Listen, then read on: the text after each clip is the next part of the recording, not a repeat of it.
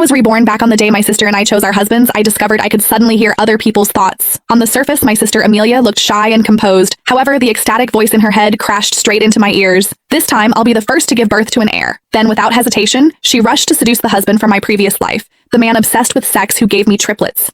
Meanwhile, the cold, untouchable man who never even glanced at her in our last life was left to me. She thought she had won. After all, choosing the man with the stronger desire should make getting pregnant easier, right? I watched her excited figure disappear into the distance and slowly smiled. Amelia, this time, you can fall into hell all by yourself. In the center of the hall, attendants carried over 2 bouquets of roses in different colors.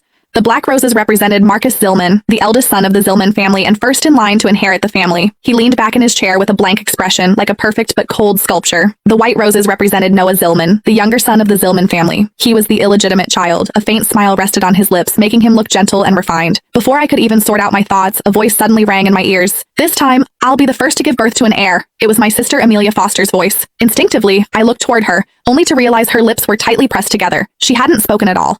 Her eyes were locked onto the bouquet of white roses like a hunter staring at prey. Just wait, I'll steal him away soon enough. Her voice sounded again. In an instant, I understood. I had been reborn, and somehow I could hear other people's thoughts. From the meaning behind Amelia's words just now, she had clearly been reborn too. Otherwise, she never would have said something like, be the first to give birth to an heir. Sure enough, the next second, she stood up and picked up the bouquet of white roses. Right in front of everyone, she shyly pressed a kiss to the roses. Then she walked straight over to Noah and handed them to him.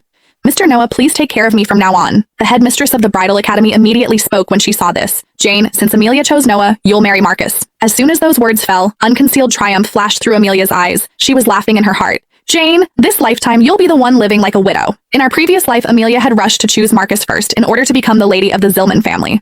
Marcus had a shark-like instinct for profit. In just a few short years, he expanded the Zillman family business across all of Europa. However, everyone knew he stayed year-round in the top-floor suite of the company building and refused to let anyone get close to him. Amelia had tried every possible method, from wearing a revealing nightgown and knocking on his door late at night, to using document delivery as an excuse to enter his study. She even sneaked into his hotel room while he was away on a business trip. Every single time, though, she was mercilessly thrown out and humiliated like a joke. Later, she never became pregnant. At a family banquet, Donna Zillman of the Zillman family publicly declared that Amelia had something wrong with her body before directly kicking her out of the family. Meanwhile, I married Noah. Everyone thought I was unlucky. An illegitimate son had no real power and wouldn't inherit much of the family fortune. But after we got married, Noah became almost obsessed with me. Every day, he stayed by my side shopping and eating with me and taking me on dates. Every late night, the sounds coming from our room made the servants blush whenever they passed by.